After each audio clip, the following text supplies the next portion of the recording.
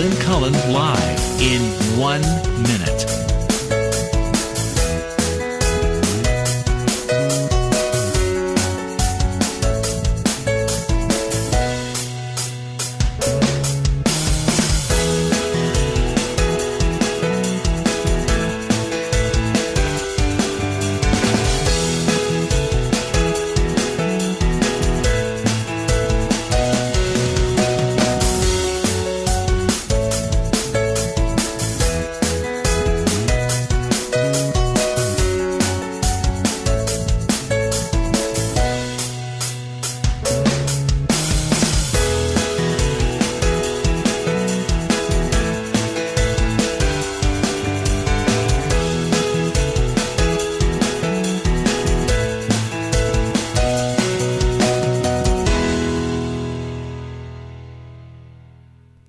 Welcome to Lynn Cullen Live at pghcitypaper.com. Email your questions and comments to lynn at pghcitypaper.com. Well, hello there and welcome to the November 7th edition of Lynn Cullen Live. It's a Thursday, and thus I am joined by Thomas Sokolowski, who was indisposed last Thursday. We're glad to see you here looking... Thank you. Fine of it. In fine fettle and fit of the fiddle. Oh, very good. She's moving into a Dickensian interpretation. Mrs. Thinkabob Thinkum. Well, so, anyway. I was just lambasting Lynn for her entree music, and I was starting to say it's true, but it's true. It's so horrible. Well, I was just starting to say, I don't know if any of your listeners have heard this, but there are now TV shows. I think it's on the Dog Channel or the Animal Channel. No, there's an Animal Channel. And basically, they're shows that are meant, I mean, people can enjoy them. For dogs. For dogs to watch. And it teaches them, and the dogs are happy, whatever. Because there was a funny thing that came out of Italy last week. We talked about it, the tail wagging. Yeah. And I can't figure out, I've seen many dogs. How can you tell if it's left or right? Exactly right, because it's like a metronome. Excuse me, it's left and it's right, it's left and it's right. But I think maybe sometimes it skews to one side so that the tail is held. So it's a little bit like that. You've been spending a long time looking at dogs' derrieres. But what was funny is that, right? She looks at the rear end of dogs, ladies and gentlemen. What was funny was in that study, they did have, dogs, wired up and looking at videos of other dogs' tails wagging and then seeing how they responded. And what freaked me out is I'm really not sure the dogs looking at a screen observe what is there, because it is a three-dimensional thing stuck down, and it might just be moving shapes and colors, and I'm not so sure that on video they can see that is a picture of a dog. I don't know. In other things, this was not this Italian study, but they've said that if they're watching young puppies and that sort of playing nicely, that it will calm dogs down, especially dogs who are left during the day for long periods of time. Like that dog in my neighborhood. Somebody's got a new dog, and just crying. Oh, dear. Crying. I can't stand it. I'm not sure. I can't locate exactly where it's coming from, but I want to... Mrs. Jones, I know. I want to knock on. I say, "Hey, are you aware?" I mean, maybe they leave the dog, and then the dog is just. Yeah, right. Exactly. Yeah. Oh, it just breaks your heart. It's sad. Anyway, so there's lots of stuff to talk about, Good. and a lot of it's art related. Good. But you also came upon something interesting. Let's talk about. Well, this was a piece that ran where I can't remember he was interviewed, but Bill Gates. Of course, Bill Gates of the Bill Gates of Microsoft, but more specifically now of the Bill and Melinda Gates Foundation, who for much of his life had not given a penny, a tuppence, a farthing to anything charitable. But immediately after he stepped down as the leading, CEO of the company, and now as the head of this foundation, is giving huge amounts of money to charities, particularly in emerging countries, particularly in terms of health and environment. Right. But in this piece, and I can't remember who was interviewing him, but he made a sort of snarky remark, which is saying, why are people giving money to make the Tom Sokolowski wing of the Carnegie Museum of Art instead of giving it to starving children or pills that for 1 penny a person will cull out ringworm in Africa or whatever that worm is people have, and that this is a sort of not only inappropriate but actually sinful.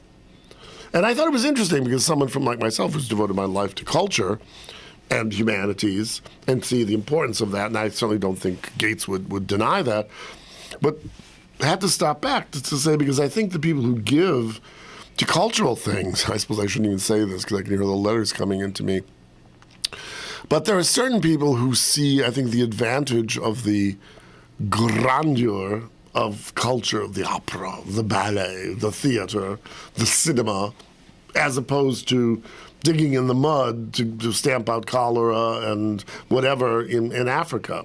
But and often people who do that, and it's not to negate one form of philanthropy or another, are willing to say, hey, here's $10 million, let's eradicate leprosy and polio and cholera in Africa, as opposed to maybe even for a lesser amount getting chiseled letters on the entablature in your hometown that everyone who walks in to see Henry III Part 2, Henry IV Part 2, sees, Lynn Cullen every time they walk in their minks. Well, this is an issue. I've talked about this, I think, before. I once saw some numbers that blew me away. Mm-hmm. And it talked about the amount of charitable giving in just New York City. Okay. And in New York City, where the money goes, who gets Sure. It was overwhelming that the vast majority of money, and the big money, went to either cultural institutions or educational institutions. Mm-hmm. And nonprofits that helped the poor, did all that, the work for the have-nots, they didn't get much, they didn't get anywhere near it. And I'm thinking, well, you know what? That bothers me. That bothers me because I always sort of freak out when these people, they die and they leave the largest gift ever given to the University of blah, blah, blah. Harvard, for instance, or these schools have these huge endowments. Oh, yeah, exactly. So why, if you have money, why give to those who already have when they're literally life and death situation? Well, it's very interesting. I agree with Gates. When you mentioned New York, it's very interesting because someone wrote this, and I don't think it was unique to this person, but wrote this piece a long while ago, and he made the point that there was a very high generosity quotient in New York City. But also that people in New York City very frequently, in addition to their caring about whatever charity in whatever realm, do it very much akimbo or concomitantly with business. So in other words, it wasn't just about, I love the opera, I love to eradicate polio, but it's going to show that I'm rich and whatever, and that's going to help my business, etc. Yes, there's a lot of... So perhaps the naming opportunities, as I said before, seeing your name on a plinth, is such that like every time you see that, whether you're going to the opera or the ballet or whatever, then you think, oh, well, he's got a lot of money, I better buy more of the shares of his string. Do you know what I'm always blown away by? Are when you go to some charitable event and you're shown that the sponsors are blah, blah, blah, and you had to have given $50,000 or something to be a sponsor. And then you'll see there are all these corporate entities and maybe a rich family, and then they'll be anonymous. Yes, right. And I'm always blown away by the anonymous. Yeah. Well, and also, what's interesting. Why would that? I mean, most people, I think, want to be acknowledged when they do give something. Although, without a doubt, the greatest gift you can. I mean, the greatest charity would come with no, would come anonymously. Well, it's very funny. Few of us do that. In this city, I think Pittsburgh has a very strong quotient of anonymity. We have a lot of empty plinths. So, honey, if you got your money out there, we'll chisel. We'll go. But no, Pittsburgh is very, well, I think it's very much about, I've said this in many ways on this program as well, about, Pittsburgh's Scotch-Irish, Presbyterian parsimony. But I think in other ways, it really is that sense of we're not ostentatious. We know where we're giving, and God knows, and our group knows where we're giving, and so we don't need to be and there is something to that. I think it is a cultural trait. Maybe. I always joke in my the synagogue that my hometown I grew up in, and obviously, there would be little plaques. Oh, yeah, that's right. Literally, this pencil was given by the Arnold Schwartzes of the Morris Hyman light switch. The so-and-so, fuse box.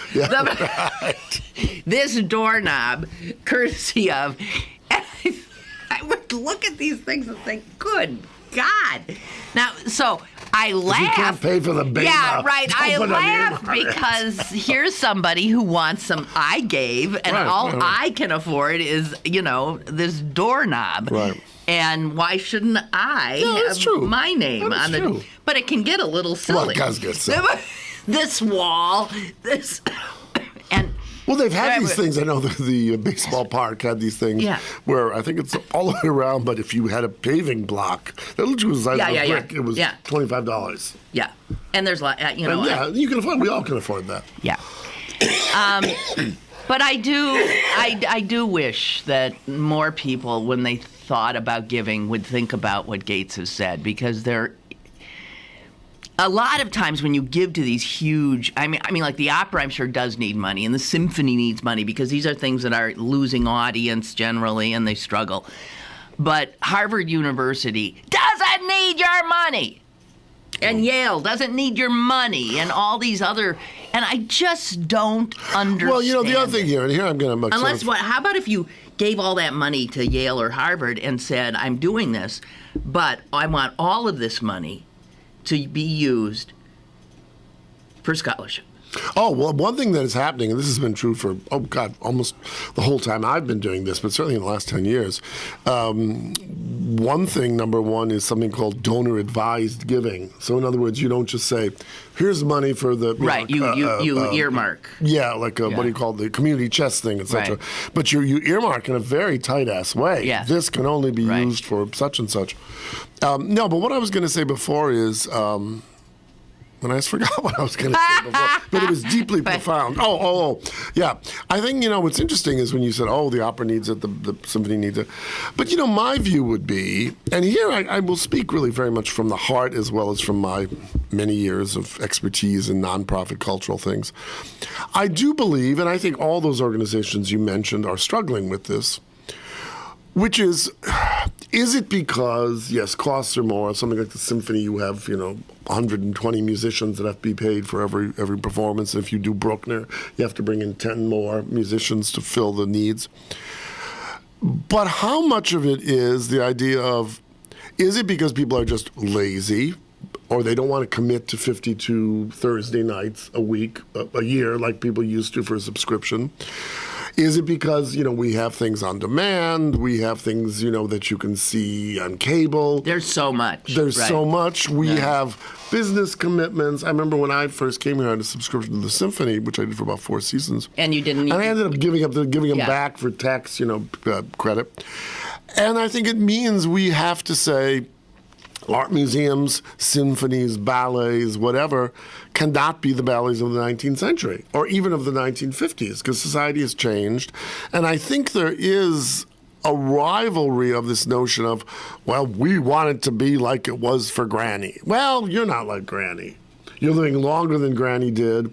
you have a better time span. You can listen to 15 versions of that Brahms symphony on CDs at home and pick the one you want. Or you may choose to listen to live music or live things that QED has recorded from the Cincinnati Symphony or what have you. And I think it really puts it on the onus on all these cultural institutions that were built in the age, at least in this country, of the robber barons who literally were just trying to shake their pockets to show how big they were. I mean, certainly in Frick and Carnegie, for all their great philanthropy, were trying to show like, of course, you know. yes, right. And it benefited, but they made that money through not being such nice people. And we have some of those people today. I mean, it's interesting. You were saying there's a lot of art stories. This fellow, Steve Cohen, the SAC, who's now had to sell, and this is last week and this coming week, $80 million worth of art to pay for all of his skullduggery. And so he's just as much of a Shylock as Carnegie was, and but buying good art. But he's getting caught at it more quickly than Carnegie was, perhaps, or ever was. But I think it's that notion of we need to be transformed, and we're just, I think, in that odd cusp period. And I think we may be in that odd cusp period in all of our society, in our politics. We talk because everything, about all the old redefining the parties. Yeah, but I think it's true. Medicine, everything. Everything has changed, has changed, and is changing, and continuing to change so rapidly, and all the old, the paradigms, the templates, the whatever, the structures that were in place, they don't fit the new, and yet we can't figure. And institutionally, it is true. The law struggles to keep up with technology and doesn't do a very good job of it. And politically as well, socially, we struggle to figure out what our place is. Things used to be defined. Right. And they will be again. They'll be more fluid. But I thought there was a very interesting piece. I was just telling Lynn, I'm doing some weird medical stuff at the moment, so it's on my mind. And then also the healthcare stuff. But there was a very interesting piece, and was it in the Times? Yeah, the Times yesterday, written by two Indian doctors, I think both of whom have come to work and live in this country, but talking how in India the medical system works. I thought it was a fascinating article. I mean, I had heard about how good the medicine was in India, and many Indian nationals go back when they have to have serious stuff, and even other people do. But they went on to say not only is the medicine good, now granted of people of a certain level, not for the many millions of poor and unwashed, but they were just saying how these hospitals are so organized and doctors can do more simple surgical procedures in a day, and hence the one hospital becomes the hernia hospital, and the other hospital becomes, and the costs are infinitesimally smaller than ours, and the health is just as good. People are out in a day. Yeah. And we are the greatest country in the world. Oh, yeah. If there is a way to figure out how to get, to create the stupidest system imaginable, that's what we have. And it's because it's needlessly complicated, and it's needlessly complicated because there's all these middlemen taking money. Yeah. And that just keeps... The outcome is no better and sometimes worse. It's interesting because I heard somebody was telling me that some woman was on a cruise, and she broke her hip or something on the ship, and oh my God, and the doctors on the ship said, you should just have the surgery. They were near India. You can have surgery, and the woman telling me the story said, "Can you imagine?" And they do the surgery in a hammock. And so she suffered for like weeks, and she refused to get back to the United States. And when the woman told me the story, I was thinking in my head, I didn't even get into it, but I was thinking, no, she could have probably had every bit as good a surgery in India, and for a ridiculously minuscule percentage of what it would cost. It was based on a view of India that comes out of the Raj in 1870. I mean, that is not India today. I mean, you wouldn't want to have surgery in the Raj in 1870 if you were having a hip replacement. But today, it's been every bit as good as Shadyside Hospital or the Mayo Clinic or the Cleveland Clinic or what have you. Oh, there was an obit on the front page of the paper, speaking of doctors, and Allegheny General Hospital lost its, Dr. McGovern Have you heard? No, I haven't. Unbelievable. You read here. What a guy. Jeez. What a guy. George McGovern.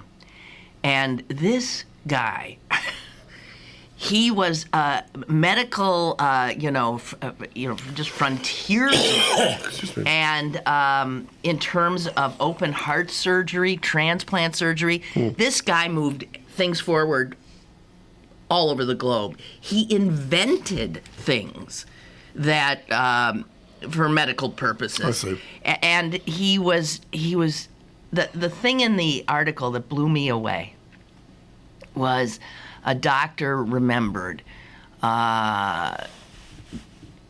being in surgery with this Dr. McGovern during it was a surgery, exploratory surgery on a 15-year-old girl who had a tumor on her heart. And they were going in to see if it could be removed. And this surgeon looks over at Dr. McGovern, and he sees tears just coursing down his cheeks. And he quotes McGovern as saying something like, "Oh, my boy," he says to the younger doctor, "Oh, there's nothing we can do for her." He was so upset that how many surgeons do you think cry over in surgery? Yeah. I mean, that just so blew me away. So I just want George McGovern. I know he has a son who's also a surgeon, 89 years old. He developed the first sutureless heart valve, performed the world's second lung transplant, the world's. Wow. And he brought open heart surgery to Allegheny General when people weren't doing it. Wow.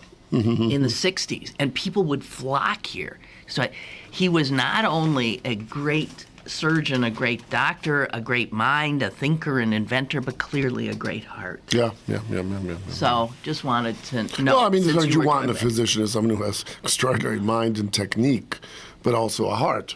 Right. Because And that's it's that sometimes empathy that really is. I always remember a story. I think I may have told you this, but I had a friend who was a physician, and he had an old friend who came in, for an annual checkup, and they were talking, and everything seemed to be fine. They were taking blood.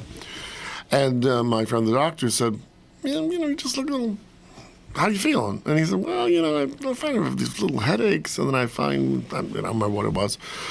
And my friend Arthur said, well, let's just check on this. I've known you, and you seem a little, well, they did a scan or whatever it was, and they turned out he had this tumor the size of a melon in his head, and the question was whether to remove it or not. And the guy said, let's roll the dice, and they removed it, and he was dead within 2 weeks. But the question was, the doctor, now, should he have, had they not talked about it, the guy might have just died, and everything would have been, as it was. But it was that notion of just by knowing him and talking to him, he saw there was just something, and that, true to me, that's medicine, that's doctoring. I once interviewed a man who won a Nobel Peace Prize. Well, he, as part of, his head of an organization like Doctors, I forget what, Against Nuclear, whatever, I don't know, it was a long time ago. His name is Bernard Lown, and he taught at Harvard, and he had written a small book called The Lost Art of Healing. And this book blew me away because this renowned doctor said that doctors simply are not taught how to do the job. And he talked about how important it was just to touch. Oh, yeah, right. To touch, to look into the eyes. Exactly this story you're telling of this guy, of knowing somebody, of asking them questions. And what's this and what's that and how have you been? And he says that is more valuable than any of the damn tests we Well, it's do. very funny. I'm a doctor. My primary care, I like very much. But it's very funny because I just saw her on Thursday or whatever it was. And I've just noticed that now that if you're within the UPMC system, everything is entered into a computer. And the good part of it is every doctor you have, whether it's a psychiatrist, they've got all the same information. But it means this person is talking and they're typing Oh, Tom, what about when was the last time you did type in? And they have to but I just, and this was, someone had brought this, I think it was the same day about the 2 Indian doctors on the op-ed page, but, my doctor doesn't look at me. They're typing and then they're coding. Oh, headache, a 642 point B. No, that's right. Cramps, point C. And the other thing we do that drives me crazy, is I know your first doctor is supposed to be the one that looks at you as a whole being. Right, holistically, right. But my God, they really don't. What they do is, okay, so if this part of your body is causing trouble, they just send you off to that kind of doctor. And so you've got doctors who are dealing with your ear, and one with your nose, and another with your gut, and so often, that's not your body. Is a machine. Exactly. It's a holistic. It totally is. I mean, but the gut is what is affecting your teeth, or vice versa. Exactly, and it's everything. The way we do it is stark raving mad. Well, now this is a beautiful segue. You said that last week when I was not because I was ill, you wanted to talk to me about this whole thing about there was something in the Times about the humanities are now just plummeting. Yeah. And although places like Harvard, some of the great universities of the world have predominantly humanities faculty, particularly among I think it was Stanford was the one that was in the article, and it was something like 55% of their faculty were under the humanities, and only 20-some% of their students were majoring in humanities. And that skew is the case in a lot of schools because the humanities are going. Well, there aren't jobs, or those that are. When did college become a vocational school? Well, exactly, and that's the whole thing. But I think it connects up very much to what you said about medicine. That it's just simply give them a test. Stick the thing in your ear. You have a temperature, or you don't. Take the test. What's the glucose level? And as you say, they're connected to so many different things, and it just sometimes takes tinkering. And we're putting out more trained people, more trained auto mechanics. That's right. Maybe very fine auto mechanics. Yes. But auto mechanics. I'm with you. And nobody in and of themselves could really build a car. I mean, they only know how to build one little They can part. give you the best new kidney, but they can't give you a lube job or whatever. Hey, we got to take a break. Don't ask us what we're talking. Actually, I want to get into art a little bit more because there's some big art stories out there. Oh, right yes, now. right, exactly. Some big ones, and I want to talk to you also. There's a new biography that's getting a lot of ink. About Norman Rockwell, yeah, right. And I want to talk to you about him because I've been reading a lot of these articles, and I think it's fascinating. I do.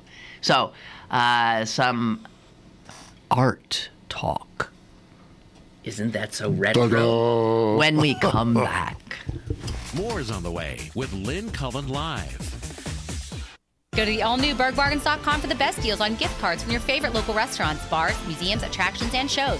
Log on now for half-off admission to the Pro Football Hall of Fame, Monticello's, and City Theater tickets. The all-new BergBargains.com, Pittsburgh's best bargains, BergBargains.com. Just in time for the holidays, Little's Shoes is your UGG headquarters. Little's has the largest selection of UGGs for men, women, and children to stay warm with shearling-lined boots, shoes, and slippers. Don't forget to get your hats, gloves, scarves, and more. Bring the entire family to view one of the largest in-store UGG shops in the U.S. All available at Little's Shoes, Pittsburgh's largest family shoe store. Forbes Avenue in Squirrel Hill or littleshoes.com. Shop at 10,000 Villages for gifts that give twice. Give to your loved one and give an artisan a life of dignity and hope. 10,000 Villages is a fair trade retailer creating long-term relationships with artisans to ensure sustainable practices, empowerment for women, and economic opportunity in developing countries. With products from artisans in 38 countries, you'll be sure to find unique handicrafts for everyone on your list. A hand-loomed silk scarf for mom, a planter for your aunt, and a hand-carved chess set for dad. Each gift carries its own story. Shop at 10,000 Villages' annual bag sale on November 9th, and everything you can fit into one of their shopping bags is 20% off. Doors will open at 10 o'clock, so arrive early for the best selection. Children are always welcome. 10,000 Villages is located at 5824 Forbes Avenue in Squirrel Hill or online at 10,000villages.com. listening to Lynn Cullen Live at pghcitypaper.com. Once again, here's Lynn Cullen. Okay, we are back. Well, the big story is this trove. Oh, yes. Trove. Trove, yes. 300 And people didn't even know it existed, Right. of unbelievable art from some of the great artists of the world. And works by some that they didn't even know They didn't even know existed. Yeah, I found that to be fascinating. Right. And so it turns out that the German version of the IRS is the one that found the trove because they were after the guy whose father had accumulated this. Troved it, if that's a Troved it. And was sitting atop this trove. And they discovered this a year ago. Yeah. So I find that, first of all, the first odd thing. So this unbelievable discovery is made over a year ago, but German bureaucrats have kept it quiet. Counting backwards and counting from middle to end, yes. And it would seem that a lot of this, the Nazis looted Europe of all the great art. Yeah, and it was both. What was interesting here, it wasn't just from individuals, Jewish collectors, because we certainly know many instances of that, but from museums as well. If they liked something and was in Paris or in Vienna or whatever, they just took it. Yeah, they took it. So I guess a lot of these, it was known that this guy's father had all this stuff, but it was assumed that, I guess, there'd been a fire and that it had been destroyed, whatever. Here's, though, what blows me away about this, and this comes from the Wall Street Journal today. And they say that German law is going to make it exceedingly difficult for this art to be returned to anybody from whom it was confiscated. Now, and that in all the odds are, you know who's going to end up with it? Who? The guy who has it now. Really? The guy who has it now. And this is mind-blowing. Listen to this. But now why? Because the thing is, there had always been in previous troves and caches. Here's all I can tell you. I know. It says here, Germany never overturned a 1938 law governing deals that were made about, in the 30s on this so-called degenerate art, right. Meaning that they remain legal, whatever these deals were. So when this guy's father went and confiscated this stuff, he paid for a few things. But paid for $1 or something. Yeah, whatever. Oh, here, I'll give you, $1 for this Picasso. And it says here that law is still in place. What I want to know is how the hell can a law that is a Nazi law still be a law in Germany today? They say that they were, to be fair. What? I mean, they were the party in power, whether they were a bad one or not. But I mean, it's like when we had a law that was on the... I mean, there's laws on the books dating from the Confederacy that are pretty awful if we really dug for them. Maybe no major ones, but, I mean, governments have power when they have power. Oh, but once a government has been not only defeated, but... defiled or whatever. No. I think what's interesting about it, I think, in fact, as a sitting government for a country of X million people... other than the most nefarious, the Holocaust, etc., I think if you dug into even the United States, you'd still find laws from the Confederacy or from the 18th century that are just, and by modern standards, we'd say, oh my God. Well, there's something called the Washington Principles. These were put together in 1998. This is an international principle that had to do with Nazi confiscated artworks. Well, there has been an organization. But that only applies to art that was taken or found in public institutions. Okay. Well, no, because I had a friend who was in charge, she's no longer, but was in charge of this thing out of Washington that Ronald Lauder big collector and philanthropist in New York. I can't remember, not IFAR. International something for I can't remember the name of it. But it was about just this. It was the repatriation of art taken during the Nazi But that period. was art taken specifically from families who could prove that they owned it. Primarily, and maybe believe. that's the specifics. So the thing is, if art is found in a public institution, then that is to be returned. However, individuals, if art is found in possession of an individual, according to this international protocol, they are asked to return the art on ethical grounds. I see. But there is no legal provision that would And force was this signed onto by an international? I guess so. I don't group of know. Cultural and political figures. Also, there's a 30-year statute of limitations that would kick in. And here they have a legal expert from Germany in the Wall Street Journal is quoted as saying this: even after this extraordinary find of all these works in this man's apartment, he may very well get to keep them all. Well, in terms of that, it's also in many collections. There's this collection called the Marx Collection that I believe is from Berlin, although I may be wrong about that. But this man, who was a very young man, maybe just even a teenager during the Second World War, but he and his father had a tremendous amount of money, and all the money was made through armaments and nasty stuff. And he has shown this work many times. There's a big place called the Hamburger Bahnhof, the Hamburg train station in Berlin that was then transformed into this massive modern art, contemporary art museum. And they've had huge bits of Marx collection. Every time it's put up, there's huge protests and whatever, because he didn't have so much stuff from then, but the money made then made him, was able to buy huge Warhols and Picassos and, major people. And that's still sets. I just have to say that there's something really ludicrous if the son of this Nazi gets to keep this art. Right. It's an outrage. Well, I think the big sticking point there would be whether it sounds, certainly, it was the people that are forced. But if you say, a deal was made and papers were signed and $1 was transformed, well, it was a deal. It was a deal that says was right awful. here, under German law, there is no basis for so-called degenerate art to be returned to earlier owners.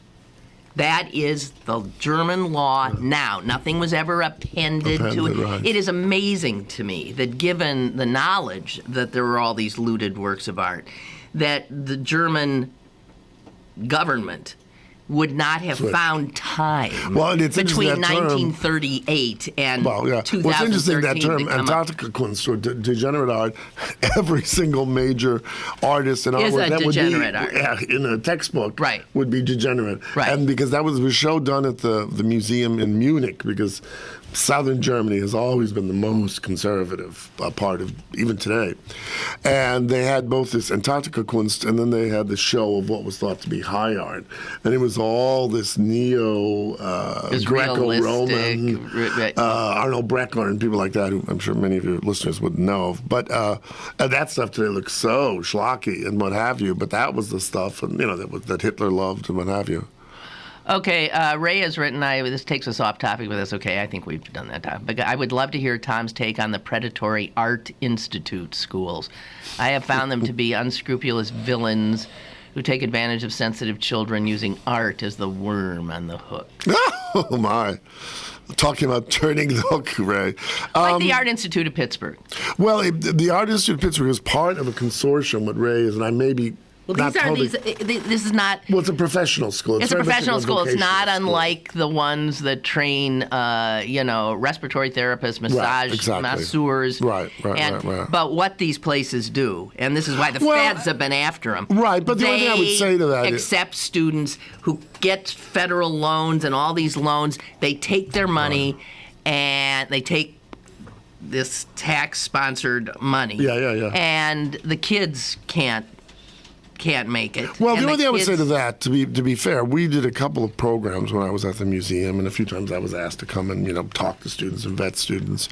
And although there was a bit of sort of Walmartism of just herding these people through, and I would presume for these grants and that, they did turn out some good people. In fact, we had this one kid who worked for us as an intern, who was we began as a self-taught cartoonist, and then went there and became and published some of his own his comic books, and he was really, really good. And they had some good people there, but I suppose you could say... He would have been good whether he went there or not. Well, no, but the point being, there were some people, but the question becomes, what's the percentage? And, when they do become these diploma academies, whether it's for respiratory things or what have you,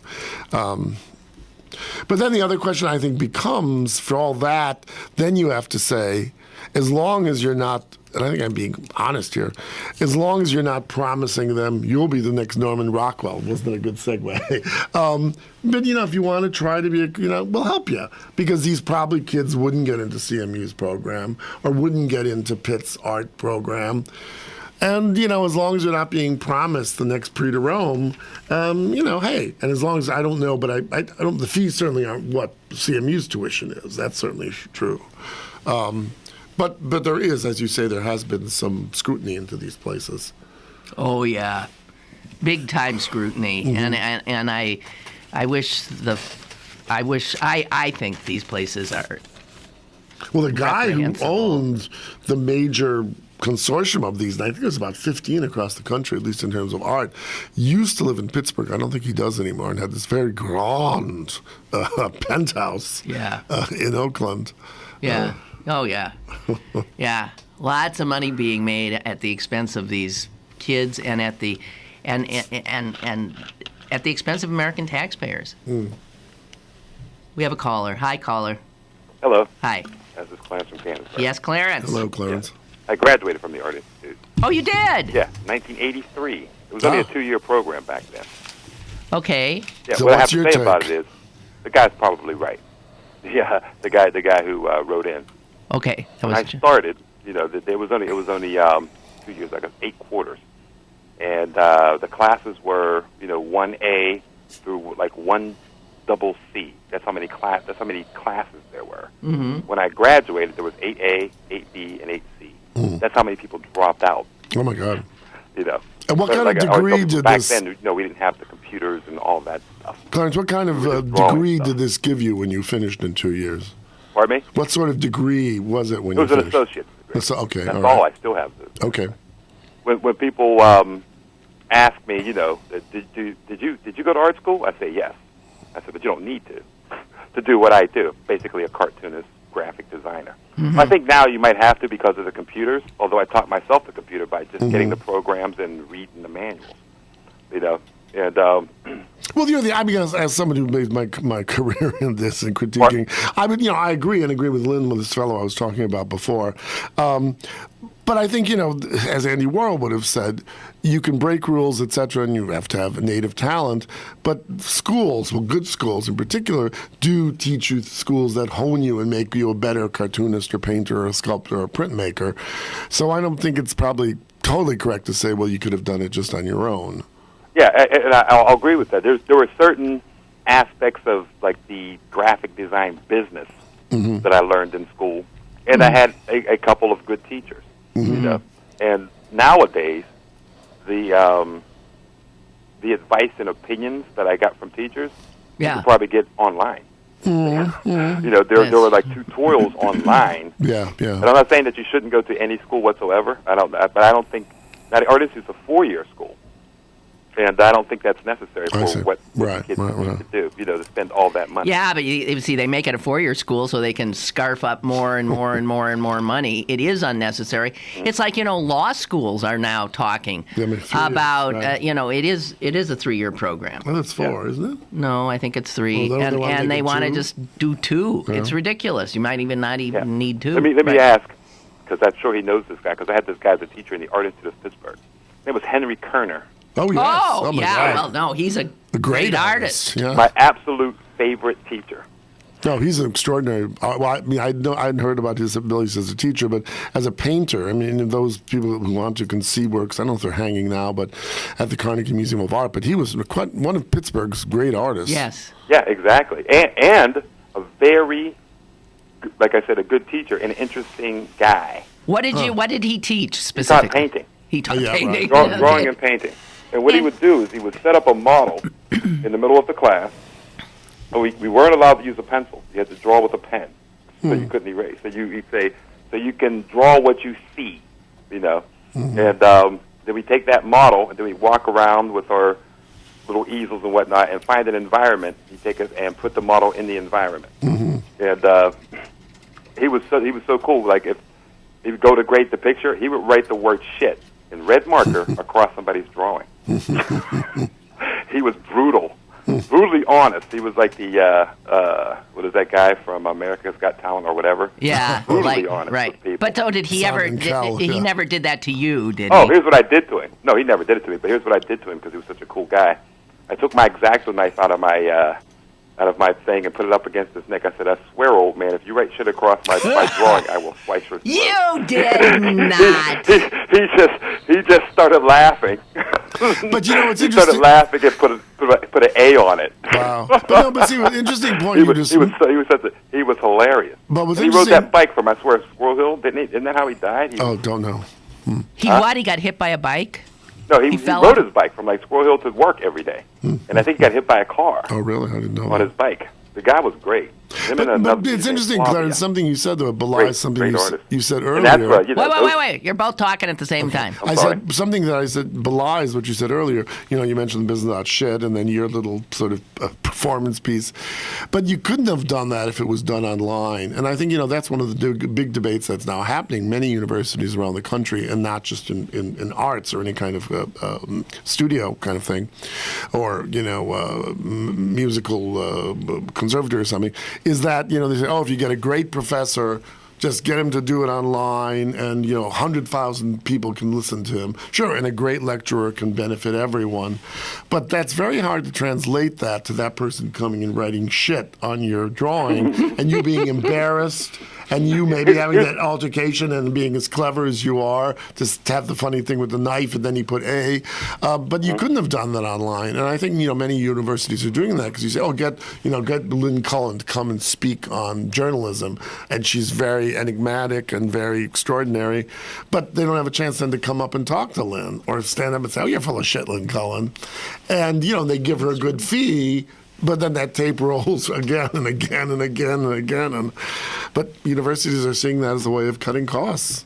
It's a real bit. And places like Harvard that are doing it. It's not just smaller places. Well, I think that is so cool that you had Henry Kerner for a Let me, can I like do a quick dovetail on what he just said?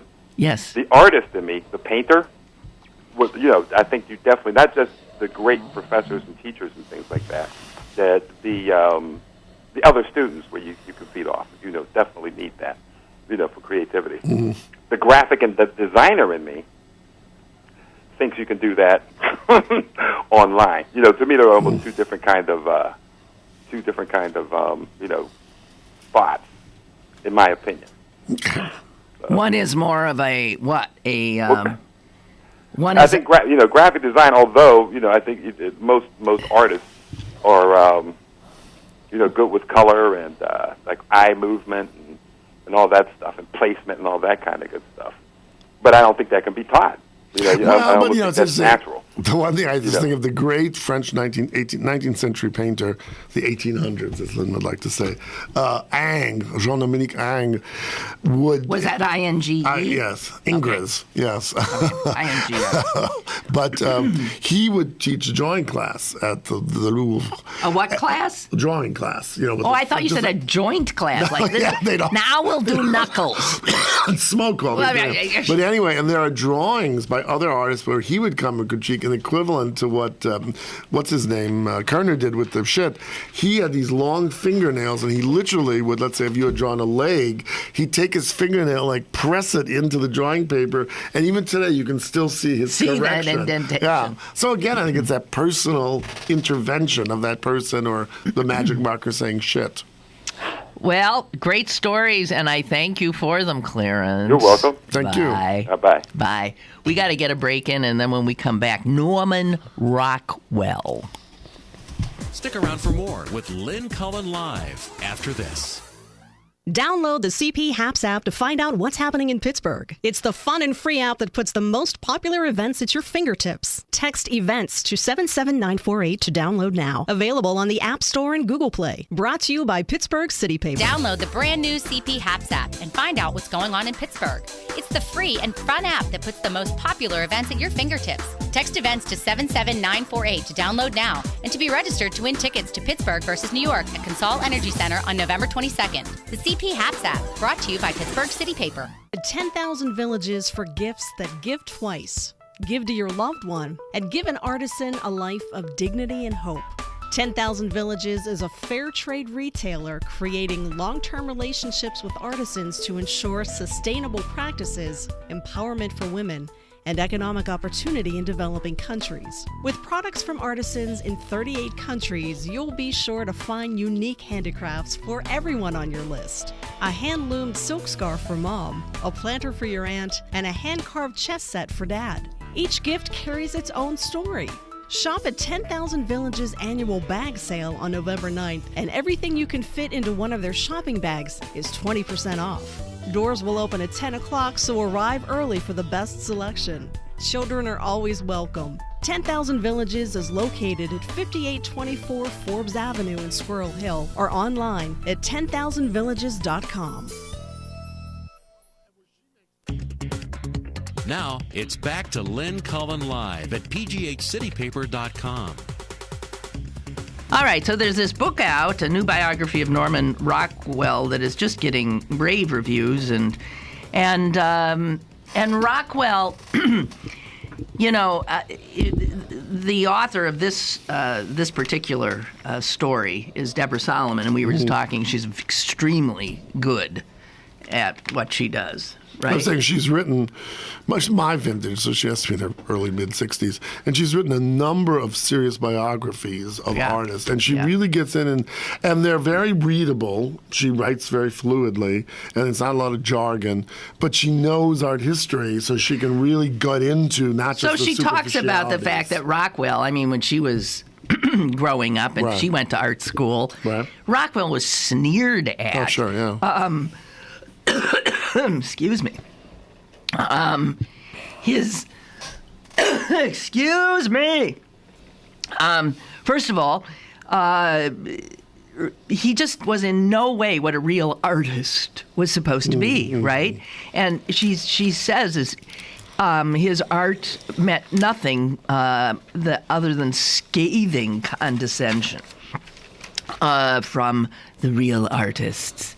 And then someone got the idea in the 60s, late 60s, a guy named Dannenberg, who had an art gallery. Yes. He wanted to do a Norman Rockwell show, which was mostly absolutely the powers that be paid no attention to it whatsoever. Again, total ridicule, total condescension.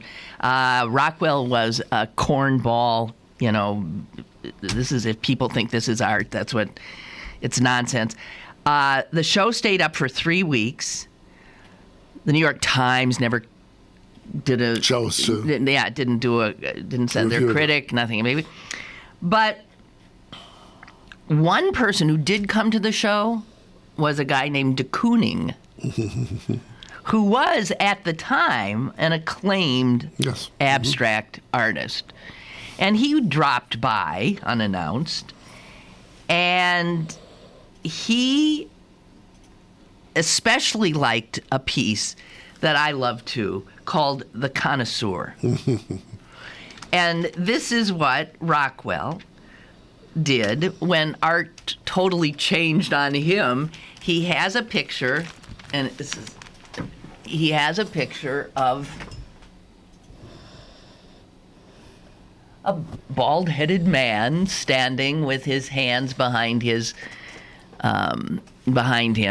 And an umbrella. And an umbrella and his hat, staring at a Jackson Pollock.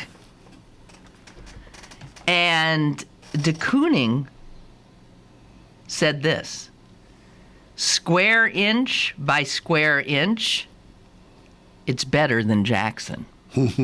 He's saying the Jackson Pollock that Rockwell made up in this piece, he said he thought it was better than anything Pollock ever did. Well, that was a little disingenuous. A little. Well, what Solomon says is it was not known whether the comment was intended to elevate Rockwell or to denigrate Pollock. Right. So, but the other guy whose name you'll know who came to see the show was Andy Warhol. He stopped by. This is 1968. And by that time, Warhol was quite famous. And he was blown away. He loved it. And he said that Rockwell was a precursor of the hyper-realists. And that's totally true. Well, and Warhol went on to buy Rockwell's, so that he owned a portrait that Rockwell had done of Jackie Kennedy, and a print that he'd done of Santa Claus, and Warhol owned both of. And what's interesting is Warhol did both. He did a portrait of Jackie Kennedy, both as the Happy Jackie when JFK was first elected, and then there's that extraordinary series, now almost 50 years old, of the sorrowing Jackies after the assassination, and he did a famous print of Santa Claus. There's a funny thing that his son tells a story about the fact that he had to do a portrait during the presidential campaign of JFK against Richard Nixon. Right. He had to do a portrait of both candidates and side by side, and his son said he wanted to be scrupulously objective. He didn't want one to look better necessarily than the other, but on the other hand, one was a handsome man and one was a not particularly, but he sweated. He said, as Peter Rockwell recalled, my father said that the problem with doing Nixon was that if you make him look nice, he doesn't look like Nixon anymore.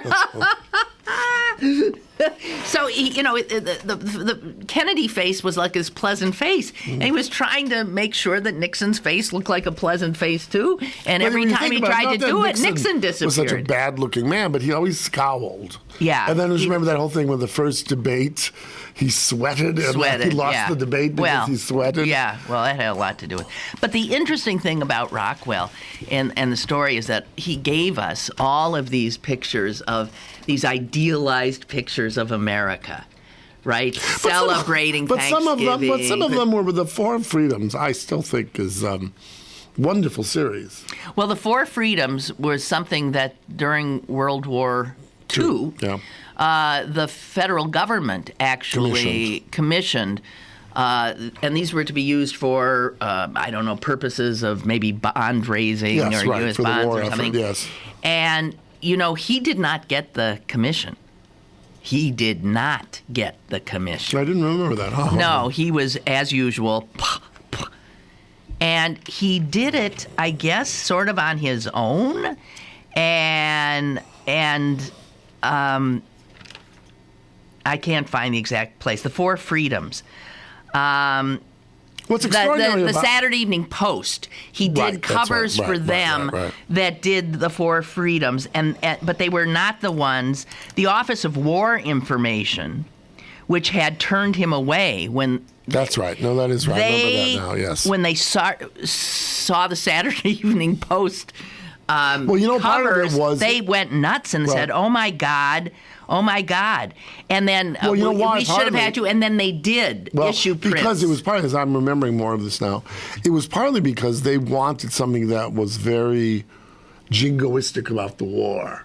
Like the planes flying to free. And that's not what his Four Freedoms. And his Four Freedoms, what's really quite wonderful about them is, yes, they're mawkish in a certain sense of America that maybe never was, but they were very private. I mean, like the Thanksgiving dinner, putting your children to bed at night, the public meeting place in Vermont. A man standing up to talk at a. And I can't remember what the fourth one was. The fourth one is freedom of religion. Yes, and right. freedom to worship, and it's a very subdued picture of people in prayer. Yes. And they're very powerful. Well, they're very American too.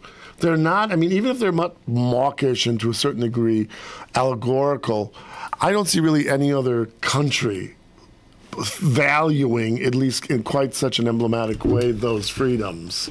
Okay, and the freedom from want. We got a call? Okay, hello. Hi, guys. It's PJ from Greensburg. How are you? Oh, hi, PJ. Can you hear me? Yes. Yes. Well,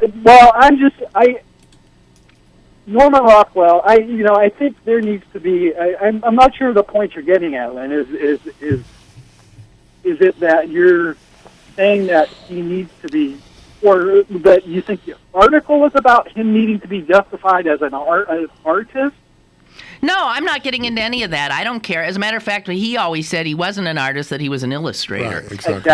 That's exactly what I was going to say to you. He is an illustrator, and he is a phenomenal illustrator. But see, PJ, But so doesn't illustration at some point become art? If it's the point I was just going to get to, I think this is appropriate just because your listeners will understand this. Certainly PJ will. And I'd say my friend, in quotation marks, Burton Morris. I mean, if you compare someone like that, he's a wonderful illustrator and all that, but it never, and I've said this to Burton's face, so I have no problem saying it on the radio or on the blog, on the internet, he doesn't transcend this.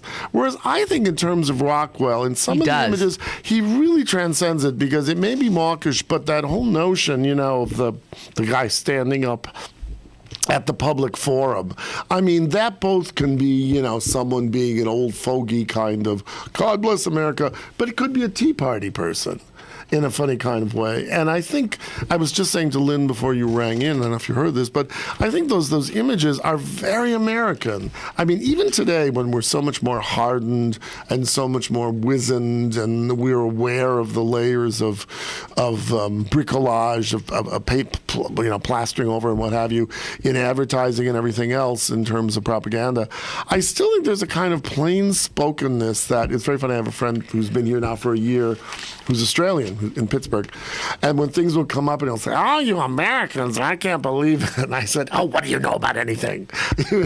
But I do think there is that, and there's part of why Warhol liked him. He liked him for his craft, but I think there's a similar plain-spokenness in Warhol's imagery, done differently, as there is in Norman Rockwell. Okay, let me just add Deborah Solomon's, she does address this in this article. She says, by now it seems a bit redundant to ask whether Rockwell's paintings are art. Most of us no longer believe that an invisible red velvet rope separates museum art from illustration. No one could reasonably argue that every abstract painting in a museum collection is somehow aesthetically superior to Rockwell's illustrations, as if illustration were a lower, unevolved life form without the intelligence of the more prestigious medium. Well, Washington crossing the Delaware. I mean, is that not an illustration? Yes, it is. And that was a lie. I mean, okay. that never happened. But PJ, you're saying you still in your head have a red velvet rope. No. Listen, believe me, there is 90% of what I see in museums I don't necessarily. I am of the opinion that just because someone calls themselves an artist does not mean they make art. That's true. It does not mean that everything they make is art. I think I hold art in general to a very higher standard. Mm-hmm. And I have only on a few occasions in my life made something that I thought was true art. I keep trying. But it's totally... But I think I am at near misses more often than I am at true art. Okay, but... And believe me, I love Max Steele Parrish. I have total respect for illustrators. But this goes beyond the craft of it. It goes beyond... And I would say, too, those heartfelt paintings of... I don't think there was any cynicism in Rockwell at all. None at all. But those images could also have been of Nazis in Germany. the ideal family. Well, in a different way. No, I mean, what's interesting about that is I've often said I wanted to do an exhibition looking at art of the 30s in Russia, in the United States, and in Germany. And you're true, because it's all those pretty much the same. Well, they all dealt with that notion of social, but also that the people and the Ur Germany and the Ur America. No, you're right. But I think there's a kind of sweetness, I think, to Norman Rockwell and to America. I mean, I see some people saying like, "Oh, that's Sokolowski off his rocker." I'm totally with you. But I do think there's a certain plain-spokenness, and we cry at things, whether it's Lynn crying at her basketball or me crying at whatever.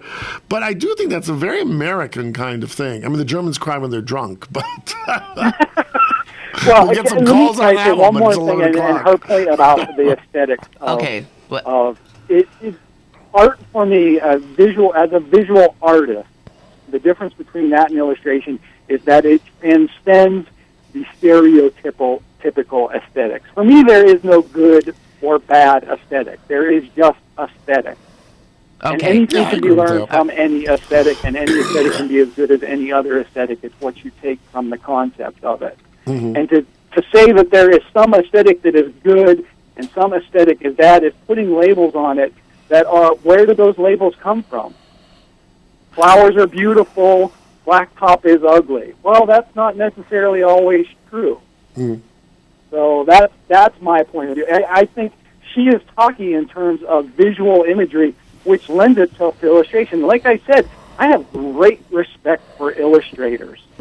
They can draw out an idea amazingly or paint out the idea amazingly, but it doesn't contain within, most of the time, it's about the idea before the actual object. And for me, where that art comes in is the object itself. So it's a great discussion to have, and it unfortunately takes more time than I have to. Indeed, and it's taken more time than I have. Thank you, guys. Bye, PJ. We are past due. Life is short, but art endures. Yes, but it all comes down to that, whatever Supreme Court justice said it about pornography. All right. I know it when I see it, right? Is that it? I mean, it's subjective. There's a lot of stuff. Okay. Your opinion counts more than mine. That we know. Because there's certain expertise. Yes, just as there's you're an expertise. Have expertise in things that I don't. Okay. So that he's not completely true in that sense. All right. Well, wasn't this a high tone One little show? prick does not pornography make. Let's end on that. All right. We should have ended 4 minutes ago. That's for sure. Chris Potter tomorrow. Bye-bye. Bye.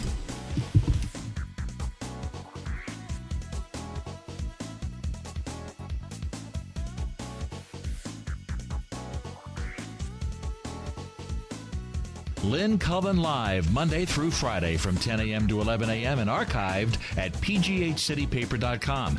The opinions expressed on Lynn Cullen Live are those of the host and do not necessarily reflect the viewpoints of Pittsburgh City Paper, Steel City Media, and its advertisers.